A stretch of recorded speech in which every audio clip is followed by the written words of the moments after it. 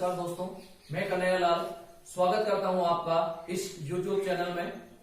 मैं आपके लिए लेकर आया हूं एक सूत्र, एक फॉर्मूला जिसे हम ब्रह्मास्त्र भी कह सकते हैं, क्योंकि इस फॉर्मूले से हम लगभग 80-90% सवालों को हल कर सकते हैं और 60-70% सवालों का आंसर बिना पेन और पेपर के हाथ लगाए ही हम ला सकते हैं। तो आइए देखते हैं वो फॉर्मूला क्या है।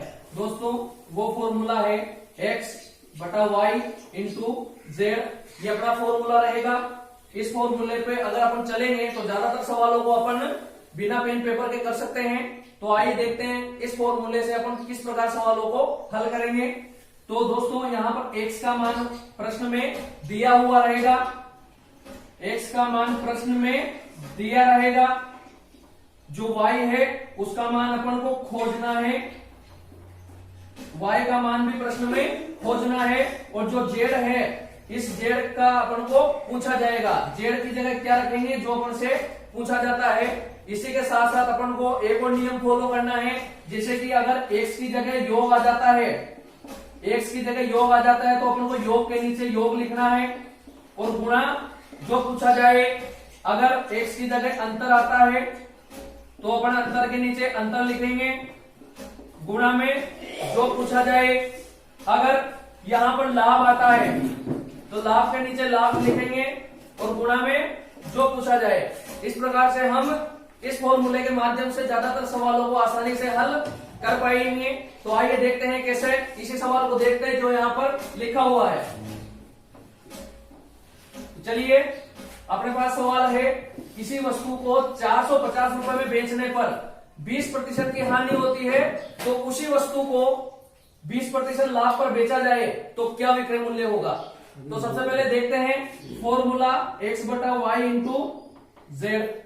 x प्रश्न में दिया हुआ रहेगा, यहां पर है 450 प्रश्न में दिया हुआ, तो 450 लिख देंगे यहां पर x का मान। अब 450 क्या है, 450 विक्रय मूल्य है, तो अपन को विक्रय मूल्य के नीचे विक्रय मूल्य लिखेंगे। तो 20% हानि होने पर विक्रय मूल्य क्या होगा, 80%।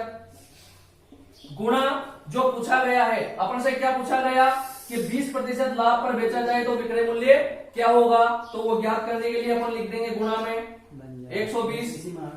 इस प्रकार ये अपना सवाल जम जाता है। इसको हल करने के लिए 40 दूआ 80, 40 दिया 120, ये 2 दूआ 4, 2 दूआ 4, 2 पंजे 10, इनको गुणा कर देंगे, 3 पंजे 15, 3 दूआ 6, 7 और 3 दूआ 6, 675। इस प्रकार से अपना आंसर आ जाता है। तो चलिए अगले सवाल की तरफ चलते हैं। तो देखते हैं अगला सवाल। अगला सवाल है, राम और श्याम की आयु का अनुपात 3:2 है तथा उनकी आयु का योग 45 वर्ष है, तो राम की आयु ज्ञात करो। वही सवाल लगाएंगे, x/y इंटू जेड वाला फॉर्मूला लगाएंगे। तो अपन को क्या दे रखा है, 45 वर्ष। क्या है, योग, तो योग लिखेंगे 45 वर्ष। x का मान जो दिया हुआ है, y का मान इसमें खोजेंगे।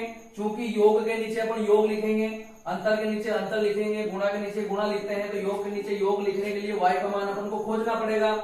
तो अपन को राम और श्याम की आयु का अनुपात 3:2 दे रखा है, तो इन दोनों को जोड़ देंगे तो योग आ जाएगा 5, जो अपन को खोजना है। अब पूछा क्या गया है, अपन से पूछा गया है प्रश्न में राम की आयु, तो राम की आयु का अनुपात क्या है, 3, तो गुणा में लिख दो 3, 5 नम्मा 45 और 9 तिया 27 वर्ष आ जाएगी राम की आयु। कितनी आ जाएगी, 27 वर्ष राम की आयु आ जाएगी। इस प्रकार ये अपना सवाल हो जाता है। अगला सवाल देखते हैं। चलिए देखते हैं अगला सवाल। कमला और विमला की आयु का अंतर 24 वर्ष है तथा उनकी आयु का अनुपात 4:7 है, तो दोनों की आयु का योग क्या होगा। इसके लिए वही फॉर्मूला लगाएंगे, x/y इंटू जेड। x प्रश्न में दिया हुआ रहेगा, y खोजना है और z जो पूछा गया है। तो प्रश्न में दे रखा है 24 वर्ष, क्या दे रखा है, अंतर, तो अंतर लिखेंगे 24 और अंतर के नीचे अंतर लिखेंगे y का मान जो हमें खोजना है। तो आयु का जो इनका अनुपात है उनका अंतर लिखेंगे इसके नीचे, अंतर के नीचे अंतर, अंतर के नीचे अंतर, योग के नीचे योग, गुणा के नीचे गुणा, तो अंतर के नीचे अंतर लिखेंगे, y का मान, और z जो पूछा गया है, क्या पूछा गया है कि दोनों की आयु का योग क्या होगा, तो दोनों की आयु का योग निकालने के लिए हम इन दोनों का योग कर देंगे। 7 और 4 कितना होगा 11, 3 से कट जाएगा 8 बार और 11 अट्ठे आ जाएगा 88 वर्ष। इस प्रकार ये अपने सवाल का आंसर आ जाता है। तो अगर आपको वीडियो पसंद आए तो वीडियो को लाइक करें, शेयर करें और चैनल को सब्सक्राइब करें ऐसे ही अन्य वीडियो देखने के लिए।